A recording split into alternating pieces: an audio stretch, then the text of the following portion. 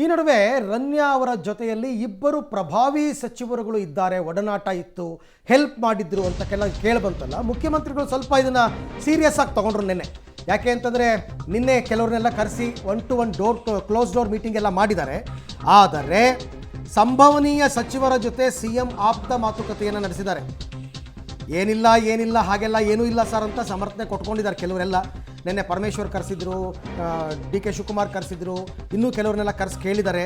ಒಟ್ಟಿನಲ್ಲಿ ಸರ್ಕಾರಕ್ಕೆ ಮುಜುಗರ ಆಗುವಂಥ ಬೆಳವಣಿಗೆ ಆಗಬಾರ್ದು, ಎಚ್ಚರಿಕೆಯಿಂದ ಇರಿ ಅಂತ ಸಚಿವರಿಗೆ CM ಸೂಚನೆಯನ್ನು ಕೊಟ್ಟಿದ್ದಾರಂತೆ.